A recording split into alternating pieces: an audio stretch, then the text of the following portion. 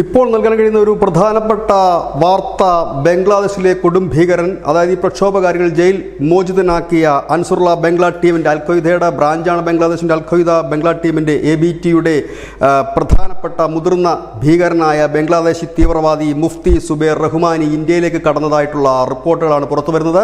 ഈ റഹ്മാനിയാണ് കുറച്ച് ദിവസങ്ങൾക്ക് മുമ്പ് പശ്ചിമ ബംഗാൾ ഇന്ത്യയിൽ നിന്ന് സ്വതന്ത്രമാകണം, അതിനുവേണ്ടി എല്ലാ പിന്തുണയും നൽകുമെന്നും പാകിസ്ഥാനുമായി ചേർന്ന് യുദ്ധം നടത്തുമെന്നും പറഞ്ഞ കൊടും ഭീകരൻ ഇന്ത്യയിൽ ഈ സംഘടന അവരുടെ പ്രവർത്തനം വ്യാപിപ്പിക്കാനുള്ള ശ്രമം 2017 മുതൽ തുടങ്ങിയിരുന്നു. അന്ന് 5 ഭീകരർ കൊല്ലപ്പെട്ടു. ഏതായാലും മുഫ്തി സുബൈർ റഹ്മാനി ഇന്ത്യയിലെത്തി എന്നുള്ള വാർത്തകൾ തന്നെയാണ് വരുന്നത്.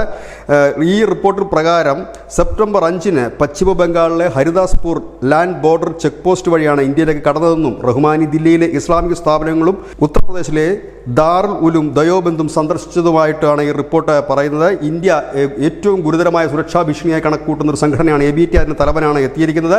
ഇതിനോടൊപ്പം തന്നെ മറ്റൊരു വാർത്തയും വരുന്നു. ഇത് അറിഞ്ഞ് ഒരുക്കിയ ഒരു കെണിയാണെന്ന്. കാരണം ഇത്രയും വിശദമായ ഒരു വാർത്ത ലഭിക്കുമ്പോൾ തന്നെ അത് സ്വാഭാവികമായി തന്നെ നമ്മുടെ സുരക്ഷാ ഏജൻസികൾ ഇതിന് മുൻപേ അറിഞ്ഞിട്ടുണ്ടാകും. ഒരുപക്ഷേ റഹ്മാനി പടമായിട്ടുണ്ടോ അതോ ഇല്ലെങ്കിൽ ഏത് നിമിഷവും പടമാകുമോ എന്ന് മാത്രമാണ് അറിയാനുള്ളത്. ഏതായാലും ഈ റിപ്പോർട്ടിൽ പറയുന്നത് ഇന്ത്യൻ അധികൃതർ അതീവ ജാഗ്രതയിലാണ് എന്ന് പറയുന്നു. കാരണം ഈ റഹ്മാനി പോയ റൂട്ട് അടക്കമാണ് ഈ റിപ്പോർട്ട് 1 ഇന്ത്യ അടക്കമുള്ള നാഷണൽ മീഡിയാസ് റിപ്പോർട്ട് ചെയ്തിരിക്കുന്നത്. News desk, news India Malayalam.